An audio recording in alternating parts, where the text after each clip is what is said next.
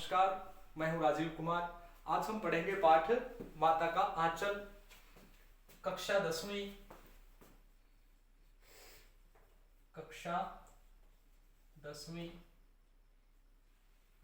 कृति का भाग 2, माता का अंचल। अंचल से माता का यानी माँ का, अंचल हम कह सकते हैं कई बार एक संकीर्ण अर्थ ले लिया जाता है अंचल का, कि किसी साड़ी का पहलू, चुन्नी जो होती है माताओं बहनों पर, उसका कोई कोना, उसे अंचल मान लेते हैं। लेकिन यहाँ पर अंचल शब्द का अर्थ है माता का जो प्रेम है उसकी छाव, माता का प्रेम। इस जो ये पाठ है 10वीं कक्षा में, ये लिखा है शिव पूजन सहाय जी ने। उन्होंने एक उपन्यास लिखा देहाती दुनिया। यह उपन्यास आंचलिक उपन्यास है। आंचलिक अर्थात जिस गांव से ये संबंधित है, ग्राम्य संस्कृति का चित्रण है, उसी गांव के सारी भाषाएं, वहां के गीत, लोक संस्कृति, रीति रिवाज, उन सब का चित्रण आंचलिक उपन्यासों में होता है। तो देहाती दुनिया अपनी तरह का पहला आंचलिक उपन्यास माना जाता है। लिखा है शिव पूजन सहाय जी ने। यह आत्मकथात्मक शैली में लिखा गया है। मैं की शैली जो होती है वो आत्मकथात्मक शैली होती है। मैं लेखक किसी और के बारे में कहने के बजाय खुद कहता है मैं वहां गया, मैंने ये किया, तो वो आत्मकथात्मक शैली होती है। मूल भाव क्या है इस पाठ का? पहला कि मां अपने बच्चे से बहुत अधिक प्रेम करती है। इस पाठ में चित्रण है, मां अपने बच्चे से बहुत अधिक प्रेम करती है, बच्चा भी मां से बहुत अधिक प्रेम करता है, पिता भी प्रेम करता है उस बच्चे से, लेकिन उसके पास मां जैसा हृदय नहीं होता। जितना अधिक प्रेम मां करती है अपने बच्चे से, उतना पिता कोशिश बहुत करता है लेकिन नहीं कर पाता। बच्चा मां से अधिक लगाव रखता है, वह मां की ममता को भूल ही नहीं सकता। एक बच्चा है, वो सारा दिन रात ज्यादातर अधिकतर समय अपने पिता के साथ बिताता है इस पाठ में, लेकिन जब उस पर विपत्ति आती है तो वो मां की तरफ दौड़ता है। वही इसमें चित्रित है। तो पढ़ता हूं मैं। पहली पंक्ति है, जहां लड़कों का संग तहां बाजे मृदंग, जहां बुढ़ों का संग तहां खर्चे का तंग। कि जहां लड़के होंगे वहां पर बाजेंगे ढोल, आजकल डीजे, और जहां बुढ़े होंगे, बुजुर्ग होंगे, उनके पास तो खर्चे के लिए पैसे भी नहीं होते। वो खर्च करने के लिए बड़े तंगी महसूस करते हैं। बुजुर्गों की उपेक्षा दिखाई है बात में। तो लेखक कहता है, हमारे पिता तड़के उठकर, तड़के सुबह सुबह निबट नहाकर पूजा करने बैठ जाते थे। हम बचपन से ही उनके अंग लग गए थे। अंग लगना क्या होता है? अंग लगना मुहावरा है, अंग लगना। हम उनके पास रहते थे, उनके नजदीकी थे, उनके निकट रहते थे। माता से केवल दूध पीने तक का नाता था, इसलिए पिता के साथ ही हम भी बाहर की बैठक में ही सोया करते। वह अपने साथ ही हमें भी उठाते और साथ ही नहला धुलाकर पूजा पर बिठा लेते। हम भभूत का तिलक लगा देने के लिए उनको दिख करने लगते थे। क्या कहते हैं हम उनको? कि हमें तिलक लगा दीजिए। किसका तिलक? भभूत का। भभूत, राख जो होती है उसको मान लिया जाता है, लेकिन केवल राख तो हम चूल्हे में जो वो है उसे मान लेते हैं। पवित्र रूप से राख को तिलक के रूप में लगाना भभूत। हम भभूत का तिलक लगा देने के लिए उनको दिक करने लगते थे, कुछ हंसकर, कुछ झुंझलाकर और कुछ डांटकर वह हमारे चौड़े लीलार, लीलार मस्तक, माथा त्रिपुंड कर देते थे, त्रिपुंड कर देते थे, 3 लकीरें खींच देते थे। हमारे लीलार में बभूत खूब खुलती थी, सिर में लंबी लंबी जटाएं थी। बभूत रमाने से हम खासे बमभोला बन जाते थे। बमभोला क्यों कहा उन्होंने? भभूत लगा रखा था। भभूत लगा रखी है, जटाएं शिव जी की तरह बढ़ी हुई हैं, छोटा सा बच्चा है, वो ऐसे लगता जैसे बम भोला। पिताजी हमें बड़े प्यार से भोलानाथ कहकर पुकारते। क्यों कहते थे भोलानाथ? जटाएं निकली थी, बच्चे की क्या थी? जटाएं थी, और तिलक लगाते थे, भभूत। तिलक लगाते थे, तिलक, भभूत, जटाएं, त्रि सब कुछ था। तो इसीलिए उसे भोलानाथ कहकर पुकारते। भोला नाथ।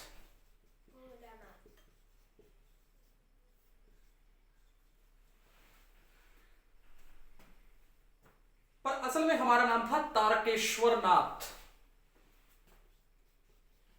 तारकेश्वर नाथ। बचपन में लेखक का क्या नाम था? तारकेश्वर नाथ। तारकेश्वर नाथ। हम भी उनको बाबूजी कहकर पुकारा करते और माता को मैया।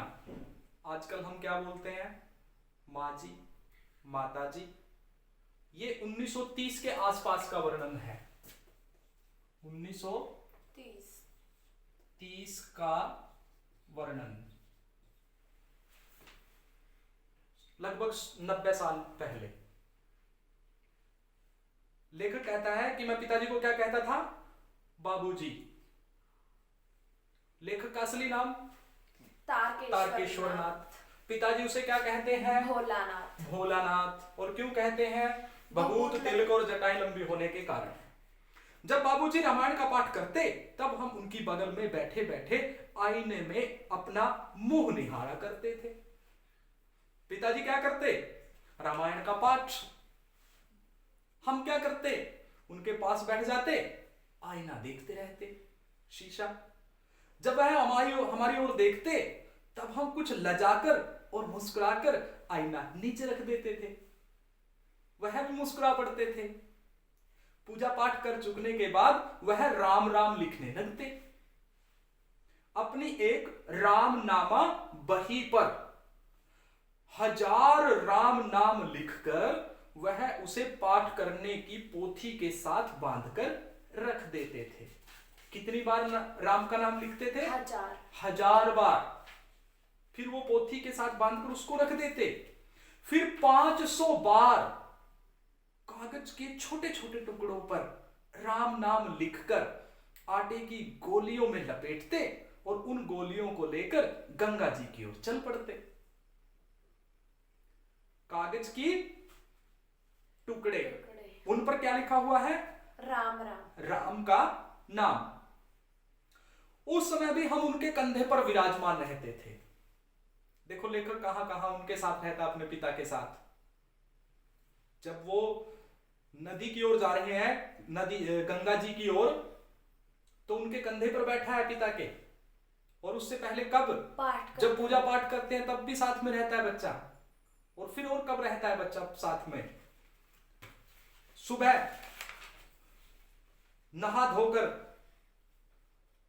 वो पिताजी के पास ही बैठ जाता है। जब पूजा अर्चना करते हैं तब भी पिता के पास बैठता है। देखो कितने टाइम पिता के पास रहता है बच्चा। जब वह गंगा में एक एक आटे की गोलियां फेंककर मछलियों को खिलाने लगते तब भी हम उनके कंधे पर ही बैठे बैठे हंसा करते थे। जब वह मछलियों को चारा देकर घर की ओर लौटने लगते तब बीच रास्ते में झुके हुए पेड़ों की डाली पर हमें बिठाकर झुलाते थे, जैसे ये झुला रहा है। ये देखिए पिता कैसे अपने बच्चे को पेड़ की टहनी पर झुला रहा है। कभी कभी बाबूजी हमसे कुश्ती भी लड़ते। कुश्ती, कुश्ती तो सब बच्चों ने लड़ी अपने पिता से बचपन में। कौन जीतता था? बच्चा। बच्चा। असलियत में नहीं जीत सकता। लेकिन हमारे पिता ने जानबूझकर कुश्ती में हमसे हार मान ली ताकि हम खुश हों कि हाँ हमने हरा दिया। अब देखते हैं इस बच्चे के साथ क्या होता है। कभी कभी बाबूजी हमसे कुश्ती भी लड़ते, वह स्थिर होकर हमारे बल को बढ़ावा देते और हम उनको पछाड़ देते थे। यह उतान पड़ जाते, उतान पड़ना पीठ के बल पड़ जाते थे और तब हम उनकी छाती पर चढ़ जाते थे। जब हम उनकी लंबी लंबी मूछें उखाड़ने लगते तब वह हंसते हंसते हमारे हाथों को मूछों से छुड़ाकर उन्हें चूम लेते थे। फिर जब हमसे खट्टा और मीठा चुम्मा मांगते तब हम बारी बारी कर अपना बायां और दाहिना गाल अपने पिताजी के मुंह की ओर फेर देते थे। बाएं का खट्टा चुम्मा लेकर पिताजी जब वह दाहिने का मीठा चुम्मा लेने लगते तब अपनी दाढ़ी या मूछ हमारे कोमल गालों पर गड़ा देते थे। दाढ़ी गड़ा देते थे कोमल गालों पर। हम झुंझलाकर फिर उनकी मूछें नोचने लगते। इस पर वह बनावटी रोने लगते और हम अलग खड़े खड़े खिलखिलाकर हंसने लगते थे। उनके साथ हंसते हंसते जब हम घर आते तब उनके साथ ही हम भी चौके पर खाने बैठते थे। चौके पर खाने बैठते थे। चौका, चूल्हा चौका, चबूतरा जो बनाया गया है भोजन परोसने के लिए, वह हमें अपने ही हाथ से फूल के एक कटोरे में गोरस और भात सान कर खिलाते। गोरस गाय के दूध से बना पदार्थ कुछ भी हो सकता है, मक्खन, दूध, दही। वो क्या करते, भात चावल को सान कर जो उसमें बनता है मिलाकर हमें खिलाते। जब हम खाकर अफर जाते, हमारा पेट ज्यादा भर जाता, तब मैया थोड़ा और खिलाने के लिए हट करती। वह बाबूजी से कहने लगती, आप तो 4-4 दाने के कोर बच्चे के मुंह में देते जाते हैं, इससे वह थोड़ा खाने पर भी समझ लेता है कि हम बहुत खा गए। आप खिलाने का ढंग नहीं जानते। बच्चों को भर मुंह खोर खिलाना चाहिए, भर मुंह कोर खिलाना चाहिए।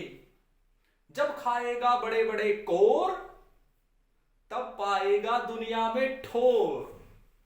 क्या कहती थी मैया कि जब खाएगा बड़े बड़े कोर, जब बड़ी बड़ी टुकड़े खाएगा वो, तभी तो इस दुनिया में वो ताकतवर बन पाएगा, स्थिर बन पाएगा, अपने आप मजबूत बन पाएगा।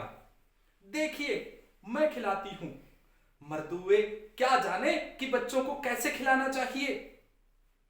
और महतारी के हाथ से खाने पर बच्चे का पेट भी भरता है।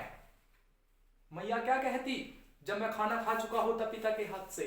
मैया कहती कि आदमी नहीं जानता, मर्दुए आदमी, पुरुष नहीं जानता कि बच्चे को कैसे खाना खिलाना चाहिए, ये तो एक औरत ही जान सकती है। और माँ के हाथ का, महतारी होता है माँ के हाथ के खाने से बच्चे का पेट भी भरता है। फिर माँ खाना खिलाती मुझे कैसे? यह कह वह थाली में दही भात सानती और अलग अलग तोता, मैना, कबूतर, हंस, मोर आदि के बनावटी नाम से कोर बनाकर यह कहते हुए खिलाती जाती कि जल्दी खा लो नहीं तो उड़ जाएंगे। देखिए माँ का खाने का क्या तरीका था, खिलाने का भोजन को। वो क्या करती, रोटी का टुकड़ा लेती और कहती बेटा तोता आ गया है, उड़ रहा है, उड़ रहा है, वो जा रहा है तोता। नकली का तोता बनाती जाती, कोर बना देती उसके। पर हम उन्हें इतनी जल्दी उड़ जाते थे कि उड़ने का मौका ही नहीं मिलता था। हम उन्हें उड़ा जाते उनको उड़ने से पहले ही, अर्थात हम उनको खा लेते थे। जब हम सब बनावटी चिड़ियों को चट कर जाते थे, नकली चिड़ियों को चट कर जाते थे, तब बाबूजी कहने लगते अच्छा अब तुम राजा हो, राजा जाओ खेलो। बस हम उठकर उछलने कूदने लगते थे। फिर रस्सी में बंधा हुआ काठ का घोड़ा लेकर नंग धड़ंग बाहर गली में निकल जाते थे। छोटा बच्चा है, जब कभी मैया हमें अचानक पकड़ पाती, मैया फिर पकड़ लेती वापस, तब हमारे लाख छटपटाने पर भी एक चुल्लू कड़वा तेल, कड़वा तेल कौन सा होता है? सरसों का तेल। माता मुझे पकड़ लेती और क्या करती? कड़वा तेल, सरसों का तेल हमारे सिर पर डाल ही देती थी। हम रोने लगते और बाबूजी उस पर बिगड़ खड़े होते, पर वह हमारे सिर में तेल बोथ कर रगड़ा लगाया अच्छी तरह से कि ले सिर को रगड़ूंगी तेरे, तो हमें उबट कर ही छोड़ती थी। फिर हमारी नाभि, पेट में और लीलार में काजल की बिंदी लगाकर चोटी गूंथती और उसमें फूलदार लट्टू बांधकर रंगीन कुर्ता टोपी पहना देती थी। हम खासे कन्हैया बनकर बाबूजी की गोद में सिसकते सिसकते बाहर आ जाते थे। बच्चा क्यों रो रहा था? उसके सिर में कड़वा कड़वा तेल लगा रहे थे। हाँ, और माँ ने उसको जानबूझकर पकड़ भी लिया था, चोटी भी गूंथ रही थी। बच्चा सोच रहा था कि नहीं मैं तो फंस गया आज। बच्चा सिसकने लगता। बाहर आते ही हमारी बाट जोहने वाले बालकों का एक झुंड मिल जाता था, हमें बालकों का झुंड मिल जाता उसे बाहर आते ही। हम उन खेल के साथियों को देखते ही सिसकना भूलकर बाबूजी की गोद से उतर पड़ते और अपने हमजोलियों के दल में मिलकर तमाशे करने लग जाते थे। देखो बच्चे की क्या खासियत है, रो रहा है बुरी तरह से पिता की गोद में, लेकिन अपने साथियों को देखकर भूल जाता है सिसकना। क्यों? मित्र की वजह से, मित्रता की वजह से और हम उम्र होने की वजह से। उसको खेलने का मौका मिल गया तो वह भूल गया कि उसे रोना भी है, तो हम तमाशे करने लगते। अब बच्चा बताएगा कि वो बचपन में क्या क्या तमाशे करता था। तमाशे भी ऐसे वैसे नहीं, तरह तरह के नाटक करते थे हम। नाटक, चबूतरे का एक कोना ही नाटक घर बनता था। चबूतरा थोड़ा ऊंचा होता है,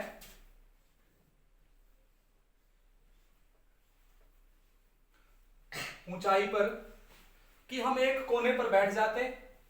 देखते हैं ना हम लोग यहां पर जो होते हैं, कहीं स्टेज बोलते हैं, मंच। चबूतरा थोड़ा सा ऊंचा, कि उसी के एक कोने पर हम बैठ जाते, नाटक का घर बना लेते उसके लिए कि नाटक यहीं पे होगा। बाबूजी जिस छोटी चौकी पर बैठकर नहाते थे वही रंगमंच बनती। पटड़ी बोलते हैं हम घर में, पिड्डा, चौकी। बाबूजी जिस पर नहाते थे उसे उठा लाते कि यही स्टेज है हमारी, और क्या करते, उसी पर सरकंडे के खंभों पर कागज का चंदोवा तानकर मिठाइयों की दुकान लगाई जाती। दुकान लगाते मिठाइयों की, नकली मिठाइयों की दुकान। उसमें चिलम के खोचे पर कपड़े के थालों में ढेले के लड्डू, मिट्टी के लड्डू बना लेते। पत्तों की पूरी कचौरी बना लेते, पत्तों की पूरी कचौरी, पूरी कचौरी। गीली मिट्टी की जलेबियां, जलेबी किस चीज की? गीली मिट्टी की। गीली मिट्टी की। बतासे किसके बनाए? बतासे किसके बनाए? बतासे फूटे हुए घड़े के टुकड़े के। आदि मिठाइयां सज जाती। आप लोगों ने भी सजाई होगी बचपन में या नहीं? आजकल के बच्चे क्या करते हैं, गारे के जो मिट्टी है उसके वो नहीं बनाते। परंपराएं बदल गई, शहरीकरण ज्यादा हो गया। सारा दिन कंप्यूटर में बैठे रहेंगे, मोबाइल पर गेम खेलेंगे, खेलते रहेंगे नकली गेम, बने बनाए मार्केट से छोटे बर्तन, और बने बनाए छोटे छोटे खिलौने ले आएंगे। पहले बच्चे मिट्टी की गाड़ियां बनाते थे, मिट्टी के बतासे, इस प्रकार से खेल खेलते थे। मिट्टी की जलेबियां खाई कभी? मिट्टी की जलेबियां बचपन में नहीं। और ठीकरों के बटकरे और जस्ते के छोटे छोटे टुकड़ों के पैसे बनते। हम ही लोग खरीदार और हम ही लोग दुकानदार। बाबूजी भी 2-4 गोरखपुरी पैसे खरीद लेते थे। थोड़ी देर में मिठाई की दुकान बढ़ाकर हम लोग घरौंदा बनाते, फिर हम बनाते अपने अपने घर। मिठाई की दुकान तो हमने बंद कर दी, अब क्या बनाए? चलो घर बनाते हैं। धूल की मेड़ दीवार बनती और तिनकों का छप्पर, तिनकों का छप्पर बना लेते घर बनाने के लिए। तिनकों का छप्पर, दातुन के खंबे, दातुन के खंबे, दिया सलाई की पेटियों के किवाड़, घड़े के मुहड़े की चूल्हा चक्की, दिए की कढ़ाई और बाबूजी की पूजा वाली आचमनी कलछी बनती थी। पानी के घी बनाते, घी की जरूरत है तो क्या ले आए? पानी। धूल के पिसान और बालू की चीनी से हम लोग जोनार तैयार करते थे, जोनार भोजन तैयार करते हम नकली में। खेल थे हमारे, हम लोग जोनार तैयार करते और हम ही लोगों की जोनार बैठती थी। जब पंगत बैठ जाती थी तब बाबूजी भी धीरे से आकर पंगत के अंत में जीमने के लिए बैठ जाते थे। उनको बैठते देखते ही हम लोग हंसकर और घरौंदा बिगाड़ कर भाग चलते थे।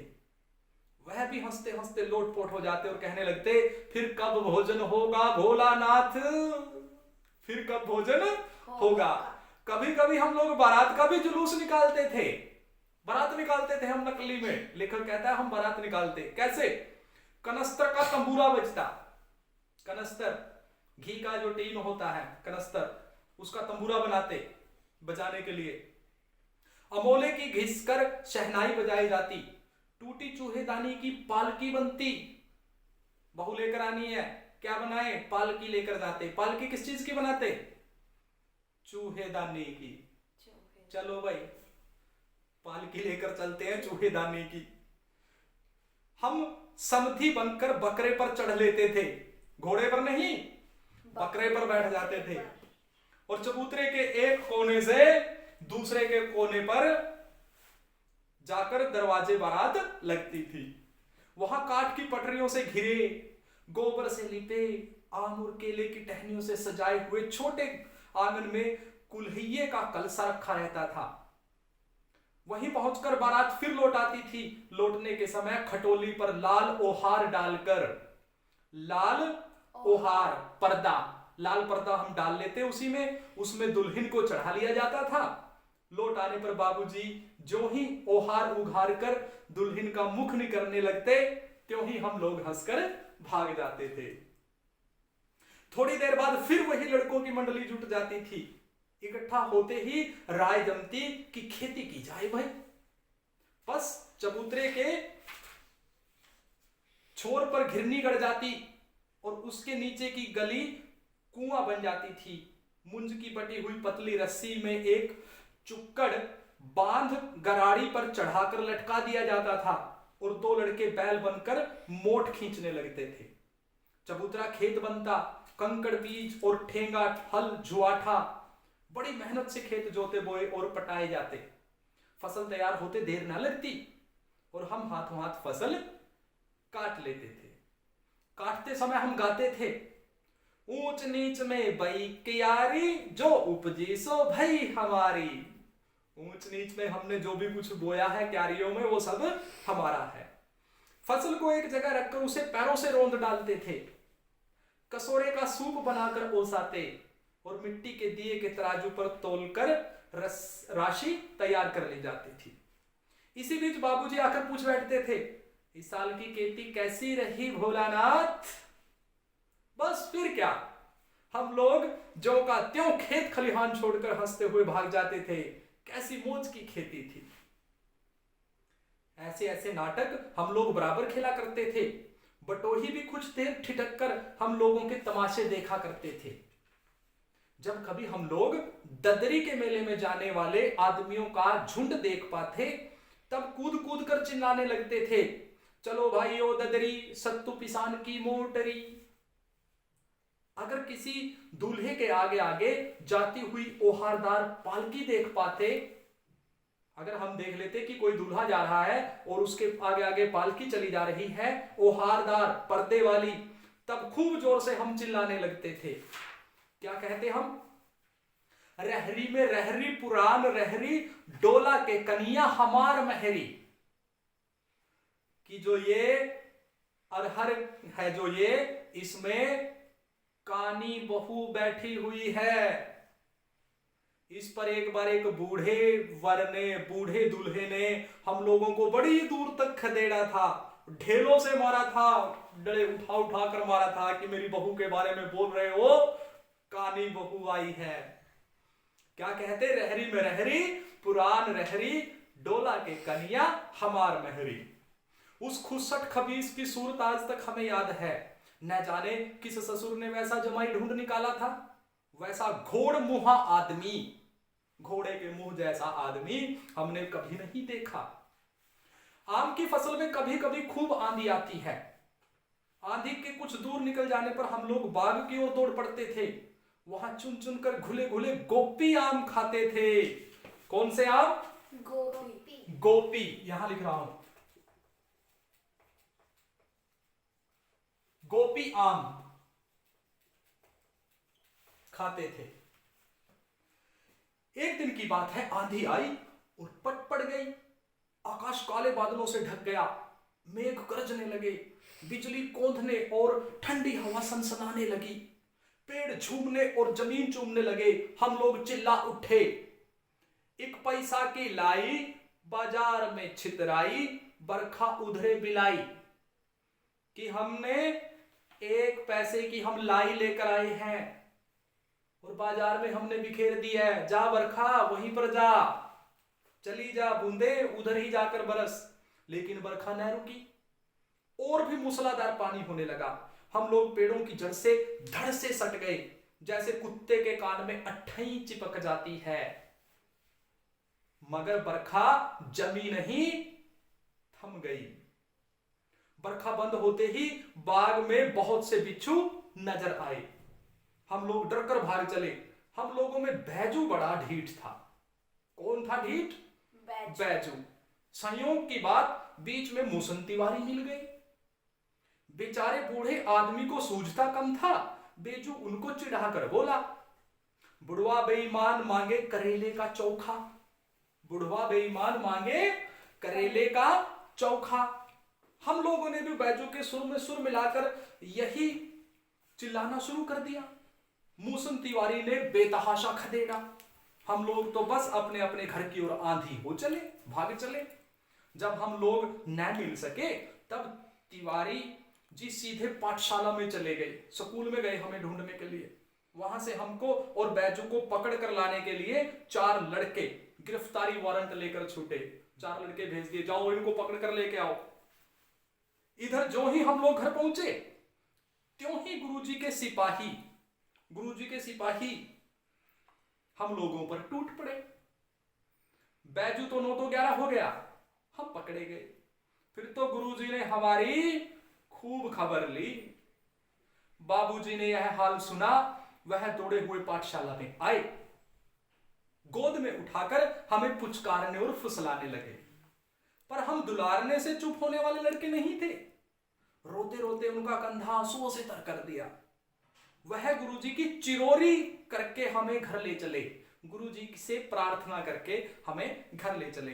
रास्ते में फिर हमारे साथी लड़कों का झुंड मिला।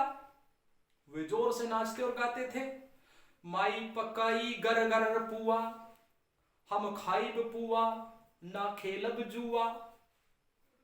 माई पकाई गर गर पुआ, हम खाइब पुआ ना खेलब जुआ। फिर क्या था, हमारा रोना धोना भूल गया। हम हट करके बाबूजी की गोद से उतर पड़े और लड़कों की मंडली में मिलकर लगे वही तानसुर अलापने। तब तक सब लड़के सामने वाले मकई के खेत में दौड़ पड़े। उसमें चिड़ियों का झुंड चल रहा था। वे दौड़ दौड़ कर उन्हें पकड़ने लगे, पर एक भी हाथ ना आई। हम खेत से अलग ही खड़े होकर गा रहे थे, राम जी की चिड़िया राम जी का खेत, खा लो री चिड़िया भर भर पेट। नो कहे चिड़िया राम जी की चिड़िया है, राम जी का ही खेत है, खा लो जितना खा सको, भर भर पेट खाओ, तुम्हारा ही खेत है, तुम ही खाओ। हमसे कुछ दूर बाबूजी और हमारे गांव के आदमी खड़े होकर तमाशा देख रहे थे। और यही कहकर हंसते थे कि चिड़िया की जान जाए लड़कों का खिलौना। सचमुच लड़के और बंदर पराई पीर नहीं समझते। जो छोटे बच्चे होते हैं ना, वो दूसरे का दुख नहीं समझते, वैसे ही बंदर भी दूसरे का दुख नहीं समझता। बस रो पड़ेंगे बाजार में, ये चीज चाहिए है, ये चाहिए है। उनको किसी के दुख सुख से मतलब नहीं होता। छोटे बच्चे की बात हो रही है। अब देखिए क्या करता है लेखक। एक टीले पर जाकर हम लोग चूहों के बिल से पानी उलेचने लगे। क्या करने लगे हम? चूहों के बिल से पानी उलेच। हाँ, टीले पर ऊंची जगह पर चढ़ गए। वहां हम चूहों के बिल में पानी डालने लगे। क्यों डालते होंगे वो पानी? चूहा बाहर है। चूहा बाहर आएगा, हम उसके साथ शरारत करेंगे कुछ ना कुछ। नीचे से ऊपर पानी फेंकना था, नीचे से ऊपर पानी फेंकना था। हम सब थक गए। तब तक गणेश जी के चूहे की रक्षा के लिए शिव जी का सांप निकल आया। रोते रोते चिल्लाते हम लोग बहाता बेतहाशा भाग चले। कोई औंधा गिरा, कोई अंटा चिट, किसी का सिर फूटा, किसी के दांत टूटे, सभी गिरते पड़ते भागे। हमारी सारी देह लहूलुहान हो गई, पैरों के तलवे कांटों से छलनी हो गए। हम एक सुर से दौड़े हुए आए और घर में घुस गए। उसमें बाबूजी बैठक के ओसारे में बैठकर हुक्का गुड़गुड़ा रहे थे, हुक्का पी रहे थे बाबूजी बैठक में बैठे हुए। हम सीधे घर के अंदर घुस गए। उन्होंने हमें बहुत पुकारा, भोलानाथ भोलानाथ, पर उनकी अनसुनी करके हम दौड़ते हुए मैया के पास ही चले आए। जाकर उसी की गोद में शरण ली। मैया चावल अमनिया कर रही थी, चावल अमनिया कर रही थी, चावल साफ कर रही थी। हम उसी के आंचल में छिप गए। हमें डर से कांपते देखकर वह जोर से रो पड़ी और सब काम छोड़ बैठी। अधीर होकर हमारे भय का कारण पूछने लगी। कभी हमें अंग भरकर दबाती, कभी हमारे अंगों को अपने आंचल से पोंछकर हमें चूम लेती। बड़े संकट में पड़ गई। झटपट हल्दी पीसकर हमारे घाव पर थोपी गई। घर में कोहराम मच गया। हम केवल धीमे सुर से सांस सा कहते हुए मैया के आंचल में लुके चले जाते थे। सारा शरीर थरथर कांप रहा था, रोंगटे खड़े हो गए थे। हम आंखें खोलना चाहते थे पर वे खुलती न थी। हमारे कांपते हुए ओठों को मैया बार बार निहार कर रोती और बड़े लाड से हमें गले लगा लेती थी। इसी समय बाबूजी दौड़े आए। आकर झट हमें मैया की गोद से अपनी गोद में लेने लगे। पर हमने मैया के आंचल की प्रेम और शांति के चंदोवे की छाया न छोड़ी। हमने मां का आंचल नहीं छोड़ा। देखिए कहानी में वही बात आ गई कि पिता अपने बच्चे से प्रेम करता है, पिता भी बच्चे से प्रेम करता है, लेकिन वह मां की ममता को भूल नहीं सकता।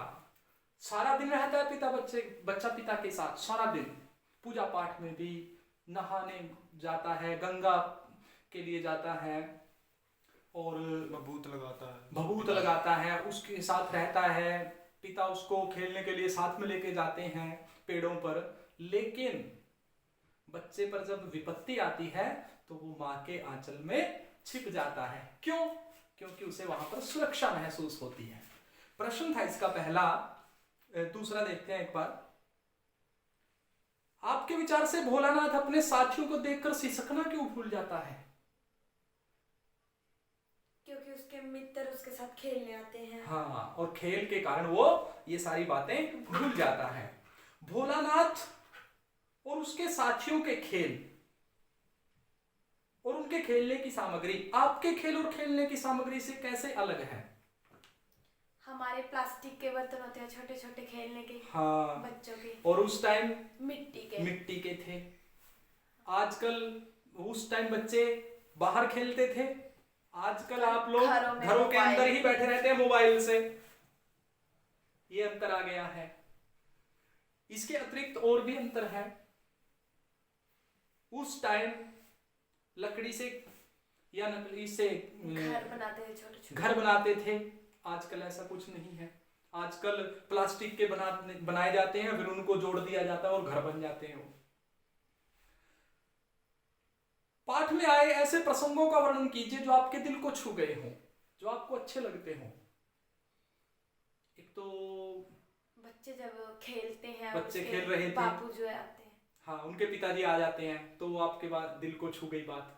और एक जब चूहे की अपेक्षा सांप निकल आता है, या फिर दूसरा वो जो उसको कहते हैं कि डोली में जो है ना, डोली में दुल्हनिया डोली में दुल्हनिया कहानी कहानी है। इस प्रकार ये बातें हमारे मन को छू गई है, बच्चों की जो हंसी खुशी की बातें हैं वो। प्रश्न नंबर 6 देखिए, आसान है कितना।